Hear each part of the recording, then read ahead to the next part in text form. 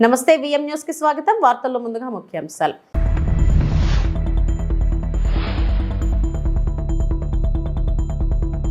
ముద్రా యోజన లబ్ధిదారులతో సంభాషించిన ప్రధాని మోడీ.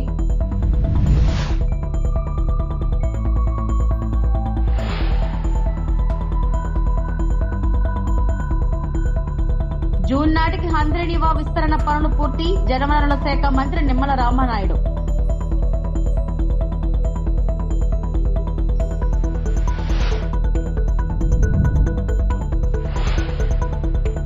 ఏపీలో బీహార్ పరిస్థితులు. వైఎస్ జగన్మోహన్ రెడ్డి.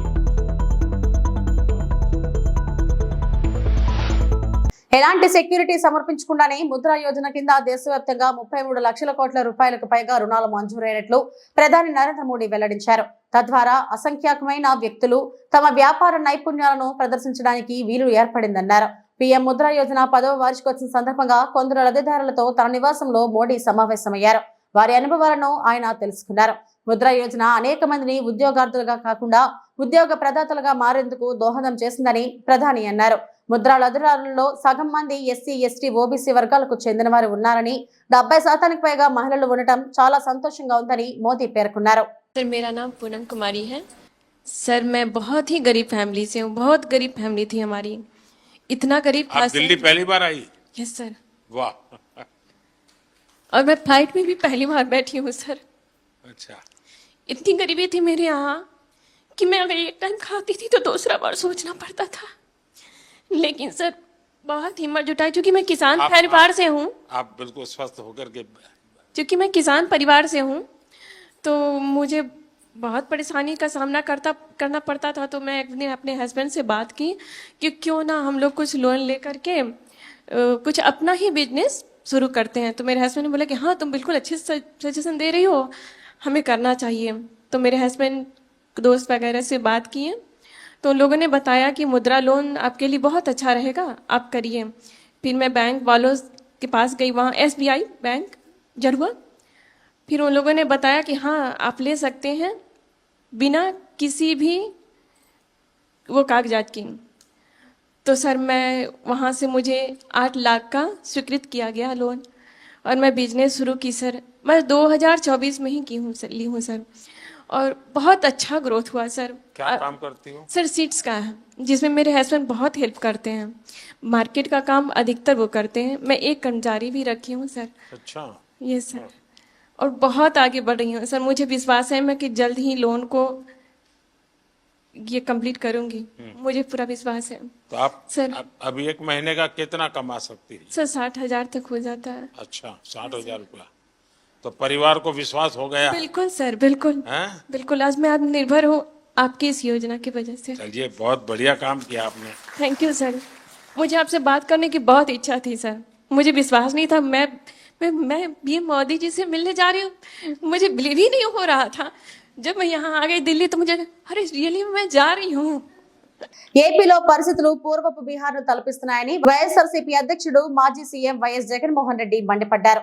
రాష్ట్రంలో ఎలాంటి పరిస్థితులు ఉన్నాయో ప్రతి ఒక్కరూ ఆలోచించుకోవాలన్నారు. పాపిరెడ్డిపల్లిలో టీడీపీ గుండాలు చేతిలో హత్యకు గురైన లింగమయ్య కుటుంబాన్ని మంగళవారం వైఎస్ జగన్ పరామర్శించారు. అనంతరం ఆయన మీడియాతో మాట్లాడుతూ రాష్ట్రంలో రెడ్ బుక్ పాలన నడుస్తుందని ఆగ్రహం వ్యక్తం చేశారు. ఈ రోజు రాష్ట్రంలో జరిగిన ఘటన, ఈ ఇంటికి వచ్చి ఈ నియోజకవర్గంలో ఎందుకు ఈ ఘటన జరిగింది, ఎందుకు రాష్ట్రంలో ఈ పరిస్థితులు ఉన్నాయి అన్నది నిజంగా ప్రతి ఒక్కరూ కూడా వాళ్ళ గుండెల మీద చేతులు వేసుకొని ఆలోచన చేయాల్సిన అవసరం ఎంతైనా ఉంది. ఎందుకంటే ఈరోజు నా పక్కనే లింగమయ్య అన్న భార్య ఉంది. తన భర్తను కోల్పోయి తను ఏం చేయాలో అర్థం కాని పరిస్థితిలో ఈరోజు లింగమయ్య అన్న భార్య నా పక్కన నిల్చొని ఉంది. అసలు ఈ ఘటన ఎందుకు జరిగింది, రాష్ట్రంలో ఉన్న పరిస్థితులు ఏమిటి, రాష్ట్రంలో ఇదే మాదిరిగా కొనసాగుతే పరిస్థితులు రాష్ట్రం పూర్వపు రోజుల్లో బీహారు గురించి మాట్లాడుకునే వాళ్ళం. ఈ రోజు ఉన్న రాష్ట్రంలో ఉన్న పరిస్థితులు చూస్తే ఈ బీహారు ఇటువంటి రాష్ట్రాలన్నీ ఎక్కడికో పోవాలి. ఆంధ్ర రాష్ట్రం పరువును దేశంలో కన్నా కూడా రోడ్డును పడేసిన పరిస్థితులు ఈ రాష్ట్రంలో ఈ రోజు చంద్రబాబు నాయుడు గారి పరిపాలనలో కనిపిస్తా ఉన్నాయి. నేను అడుగుతా ఉన్నా, ఇదే పెద్ద మనిషి చంద్రబాబు నాయుడు గారిని అడుగుతా ఉన్నా, రాష్ట్రంలో ఇంత దిగజారిన రాజకీయ పరిస్థితులు, దిగజారిన లా అండ్ ఆర్డర్ పరిస్థితులు, రెడ్ బుక్ పరిపాలన ఎందుకు కొనసాగనిస్తా ఉన్నారు అని చెప్పి నేను అడుగుతా ఉన్నా. ఇదే రాష్ట్రంలో మొన్నటికి మొన్న 57 చోట్ల ఎన్నికలు జరిగాయి. ఈ 57 చోట్లకు జడ్పీ చైర్మన్లు ఎన్నుకునే కార్యక్రమం కానీ, ఎంపీపీ వైస్ ఎంపీపీలను ఎన్నుకునే కార్యక్రమం కానీ, కోఆప్షన్ సభ్యులను ఎన్నుకునే కార్యక్రమాలు కానీ, ఉప సర్పంచ్ ఎన్నుకునే కార్యక్రమాలు కానీ, వీటి అన్నింటిలోనూ కూడా 57 చోట్ల రాష్ట్రంలో ఎన్నికలు జరిగితే 7 చోట్ల ఏకంగా 7 చోట్ల ఎన్నికలు చంద్రబాబు నాయుడు గారు పోస్ట్పోన్ చేయించారు. మరో 50 చోట్ల ఎన్నికలు అనివార్య పరిస్థితుల్లో, ఇక జరగక తప్పని పరిస్థితిలో, అంటే చంద్రబాబు నాయుడు గారు ఎంత భయపెట్టినా, ఎంత ప్రలోభాలు పెట్టినా కూడా ఎవరు కూడా లొంగని పరిస్థితి కనిపించిన నేపథ్యంలో ఎన్నికలు జరపక తప్పని పరిస్థితిలో జరపాల్సి వచ్చింది. నేను అడుగుతా ఉన్నా, ఈ 50 చోట్ల ఎన్నికలు జరిగితే ఏకంగా 39 చోట్ల వైఎస్ఆర్సీపీ గెలిచింది. నేను అడుగుతా ఉన్నా ఇదే పెద్ద మంచి చంద్రబాబు నాయుడు గారిని, ఈ 57 చోట్లైనా కూడా చంద్రబాబు నాయుడు గారికి బలం లేదు. అనంతపురం జిల్లా కసాపురం దగ్గర హంద్రినీవా ప్రధాన కాలువ పనులను పరిశీలించడం జరిగింది. పనుల పురోగతిని సంబంధిత ఇంజనీరింగ్ అధికారులను అడిగి తెలుసుకోవడం జరిగింది. పనుల్లో జాప్యం లేకుండా త్వరితగతిన పూర్తి చేయాలని ఆదేశాలు జారీ చేసి అనంతరం మంత్రి నిమ్మల రామానాయుడు మీడియాతో మాట్లాడడం జరిగింది.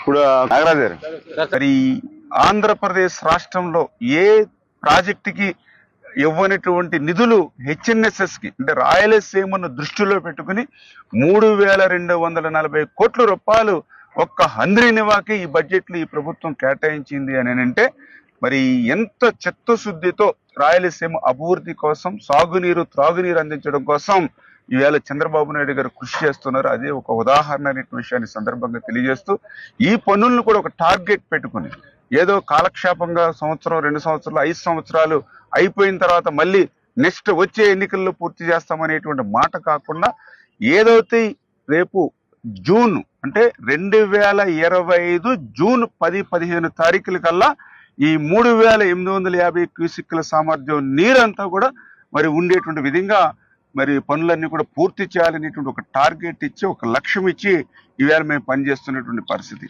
మరి ఈవేళ ఏదైతే ఈవేళ జగన్మోహన్ రెడ్డి కూడా సమాధానం చెప్పాలి. ఎందుకంటే 2014-19లో ఆ రోజు ముచ్చుమరిని కూడా చంద్రబాబు నాయుడు గారి అభివృద్ధి చేసి 3850 క్యూసిక్లు ఏదైతే హెచ్ఎన్ఎస్ఎస్ ప్రవహించడానికి వీలుగా మోటార్లను కూడా ఆ రోజు చంద్రబాబు నాయుడు హయాంలోనే ఏర్పాటు చేస్తున్నారు. అంటే 3850 క్యూసిక్ల సామర్థ్యం అనేటువంటి మోటార్లు ఉన్నా కూడా వాటిని కూడా ఉపయోగించుకునేటువంటి విధంగా ఏదైతే ఈ యొక్క హెచ్ఎన్ఎస్ఎస్ పనులు చేయలేదు అని అంటే, మరి జగన్మోహన్ రెడ్డికి అసలు రాయలసీమలో అడుగు పెట్టేటువంటి హక్కు ఉందా అని చెప్పి అడుగుతూ ఉన్నాం. ఎందుకంటే ఆయన కొత్తగా ఏమీ చేయని అవసరంలా, ఏదైతే గత ప్రభుత్వం తెలుగుదేశంలో ఇచ్చినటువంటి నిధులను ఖర్చు పెట్టి పనులు చేసి ఉండుంటే ఈరోజు ఆ 3850 కాదు, మళ్ళీ రెండో దశకి వెళ్ళి ఉండేవాళ్ళం 6200 దశకి.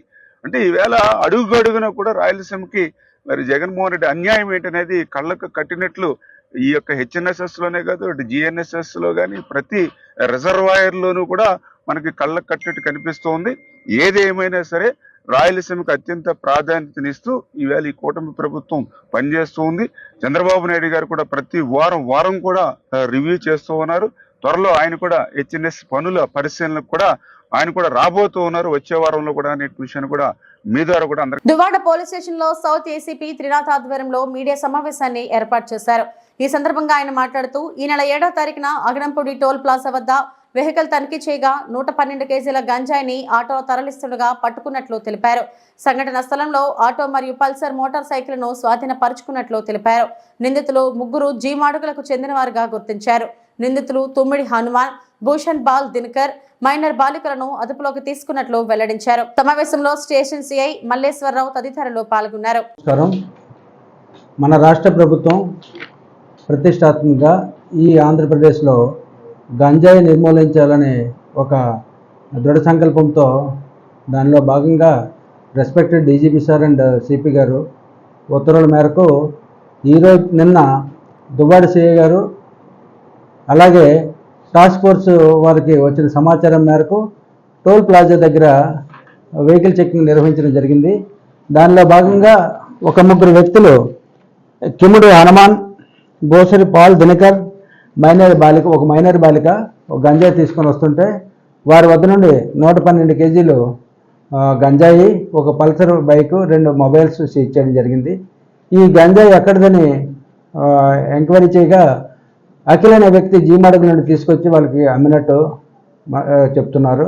అయితే ఈ గంజాయిని బెంగళూరు తీసుకెళ్లాలనే ఆలోచనతో వాళ్ళు తీసుకెళ్తుంటే మార్గ మధ్యంలో మనకు సమాచారంతో ఇది పట్టుకోవడం జరిగింది.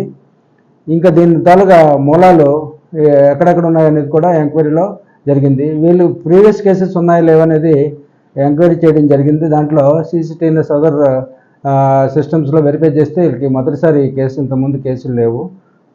ఇదే తొలి కేసు. దీని కాస్ట్ సుమారు 4 లక్షల నుండి 4.5 లక్షల వరకు దీని విలువ ఉంటుందని తెలుస్తుంది మనకు. 112 కేజీలు ఆటోలో తీసుకొస్తుంటే పట్టుకోవడం జరిగింది. ఆటోను కూడా సీజ్ చేయడం జరిగింది. ఒక పల్సర్ బైక్ కూడా ఫాలో అవుతుంటే పల్సర్ బైక్ను కూడా పట్టుకోవడం జరిగింది. వాళ్ళ దగ్గర నుండి 2 మొబైల్స్ కూడా సీజ్ చేయడం జరిగింది. అనకాపల్లి జిల్లా బుచ్చేపేట మండలం విజయరామరాజుపేట సమీపంలోని వాహనాలు తనిఖీ చేస్తుండగా అనుమానాస్పదంగా ఉన్న ముగ్గురు వ్యక్తుల్ని అదుపులోకి తీసుకుని పోలీసులు విచారణ చేశారు.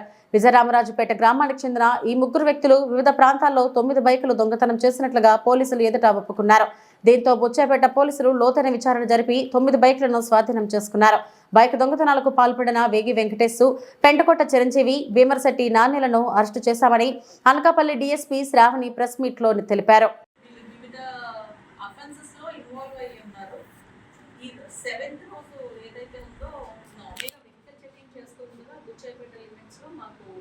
అందరి వెహికల్ పేపర్స్ చెక్ చేసినప్పుడు ఇతను ఈ ముగ్గురు ఏంటంటే అనుమానాస్పదంగా కొంచెం వెహికల్ పేపర్స్ ఏమి చూపించకుండా తిరగడం జరుగుతుంది. సో దాంతో మాకు డౌట్ వచ్చి వాళ్ళ స్టేషన్స్ తీసుకొచ్చి ఇంట్రోగేట్ చేయడం జరిగింది. అప్పుడు వీళ్ళ ముగ్గురు ఎవరైతే వేగి వెంకటేష్, పెంటకోట చిరంజీవి అండ్ భీమశెట్టి నాని, వీళ్ళు ముగ్గురు ఒక బైక్ అఫెండర్స్గా మేము తీర్మానించడం జరిగింది. దాన్ని బేస్ చేసుకుని వీళ్ళు ఇంట్రోగేట్ చేయంగా వీళ్ళు ఒక 9 బైక్స్ రికవరీ ఇవ్వడం జరిగింది.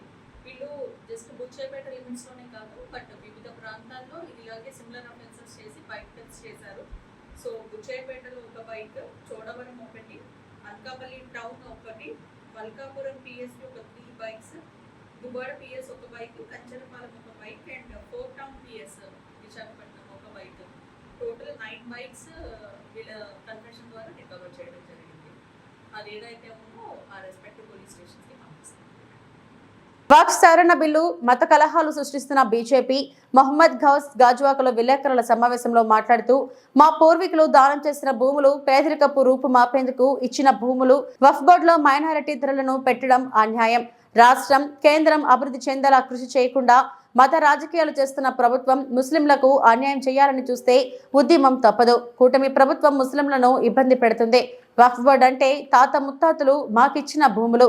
మాజీ ప్రధాని పివి నరసింహరావు వక్ఫ్ బోర్డు భూములు పూర్తి స్థాయిలో ముస్లింలకు చెందినవే అని ట్రిబ్యునల్ ఇచ్చారు. ఎట్టి పరిస్థితుల్లో చట్ట సవరణకు ఒప్పుకోము. దేశాన్ని ముక్కలు చేయడానికి చేస్తున్న కూటమి ప్రభుత్వం ఇప్పటికైనా చంద్రబాబు నాయుడు, పవన్ కళ్యాణ్ కేంద్రం పెట్టిన బిల్లుకు మద్దతు ఉపసంహరించుకోవాలి. కార్యక్రమంలో దుబాయ్ బాయ్, సఫీభాయ్, నజీర్, సర్దార్ ఖాన్, సాహిద్ తదితరులు పాల్గొన్నారు.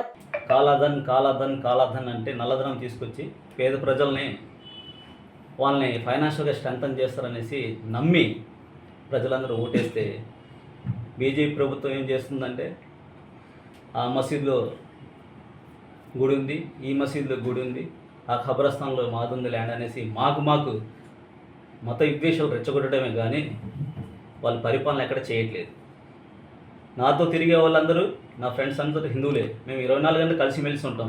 కానీ బీజేపీ ప్రభుత్వం ఏం చేస్తుందంటే ఓట్ల గురించి ప్రజల్ని పక్కదారి పట్టించడానికి మా పూర్వీకులు ఎంతో కష్టపడి స్వతంత్రం టైంలో కూడా మా పూర్వీకులు ఎంతోమంది మరణించారు. వాళ్ళు అల్లాకి వక్ఫ్ దానం చేశారు.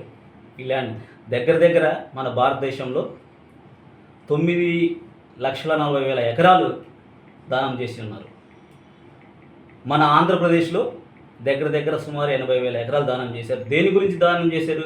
మా మసీదులు డెవలప్ చేయడానికి, మా మద్రసాలు డెవలప్ చేయడానికి, మా ఖబరస్థానం డెవలప్ చేయడానికి, మా పేద ప్రజల సంక్షేమానికి వాళ్ళు దానం చేస్తే దాని మీద మీరు పెత్తనం చేసి దాని మీద మీరు కూడా ముస్లిమేతలను కూడా దాంట్లో పోస్టులు పెట్టాలి అని చెప్పి తీసుకొస్తుంటే ఎంత దురదృష్టకరం ఇది.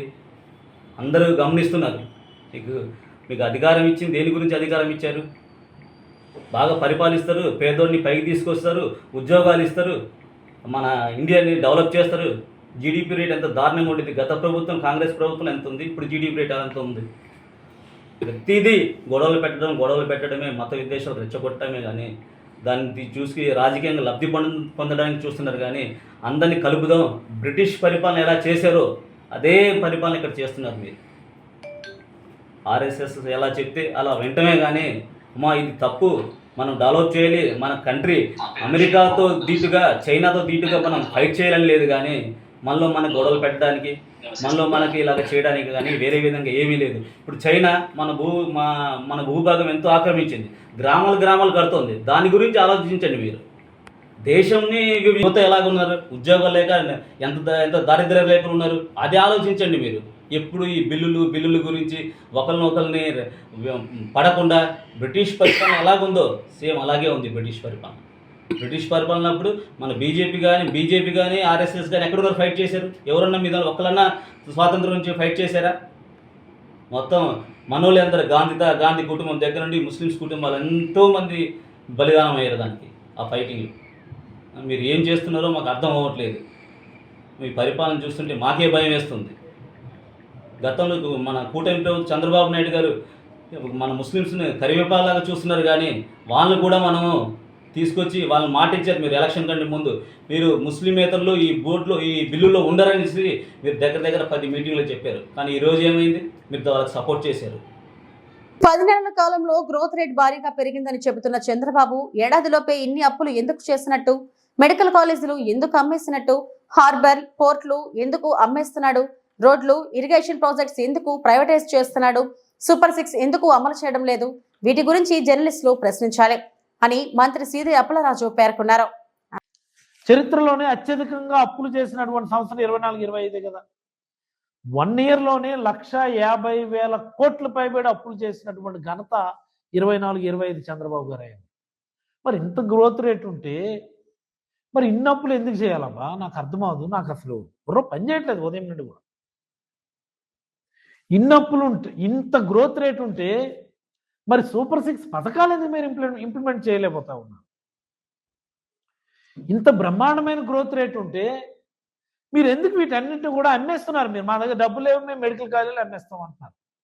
ఇది డబ్బులు ఉన్నాయి కదా, గ్రోత్ రేట్ బాగుంది, జిఎస్డిపి పెరిగింది, బ్రహ్మాండంగా ఉన్నప్పుడు why should you sell the medical colleges? Why should you sell the harbours? Why should you sell the ports? Why should you privatise the roads? Why should you privatise the even irrigation projects? It's shame అని. ఇంత growth rate ఉంటే ఎందుకు privatise చేయాలి వీటన్నింటినీ కూడా? I don't understand. మీరు ఇచ్చే స్టేట్మెంట్లకి జరిగినటువంటి వాస్తవానికి ఎక్కడైనా పొంతన ఉన్నదా? మళ్ళీ మీరే రాస్తారు తగ్గిన జిఎస్టీ వసూళ్ళు అంటారు, తగ్గిన రిజిస్ట్రేషన్ ఆదాయం అంటారు. రిజిస్ట్రేషన్ ఆదాయం లేదని రకరకాల మోడల్స్ ఏవో మార్చారు మీరు. రిజిస్ట్రేషన్ జరగట్లేదని what is that real estate చట్టంలో ఏవో మార్పులు చేశారు. ప్లాన్ అప్రూవల్స్ సంబంధించి మున్సిపల్ చట్టంలో మార్పులు చేశారు. అన్నీ చేశారు. ఏవి పెరగడం లేదని మళ్ళీ మీరే చెప్తున్నారు. ఆదాయం లేదు, ఆదాయం రావడం లేదని మీరే చెప్తున్నారు. అప్పులు చూస్తేనేమో బడ్జెట్లో విదిన్ ద బడ్జెట్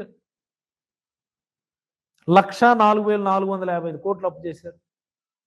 బడ్జెట్ బయట అంటే కార్పొరేషన్ ద్వారానేమో సుమారుగా 19,400 కోట్లు అప్పు చేశారు. ఒక అమరావతి కోసం 31,000 కోట్లు అప్పు చేసినారు. 60 కోట్లు పైబడి 60,000 కోట్ల పైబడి టెండర్లు పిలిచి ఇంకో 30,000 కోట్లు అప్పులు తీసుకున్నారని అని చెప్పి మళ్ళీ గైడ్ లైన్స్ ఇచ్చినారు మొన్న 3 రోజుల క్రితం.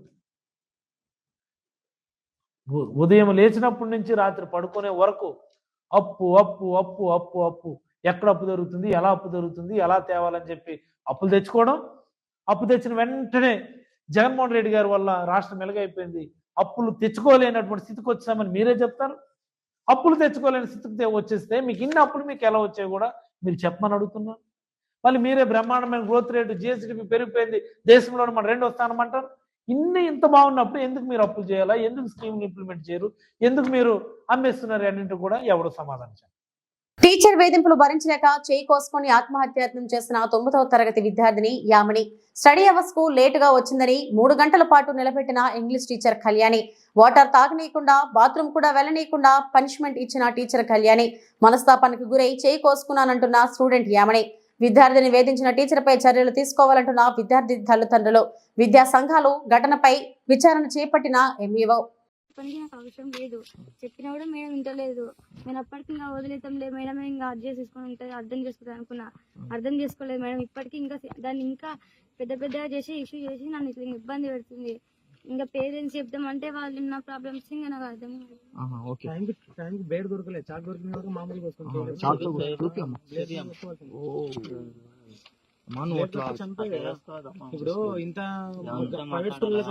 తిరుమల శ్రీవారిని సినీ నటి రంభ దర్శించుకున్నారు.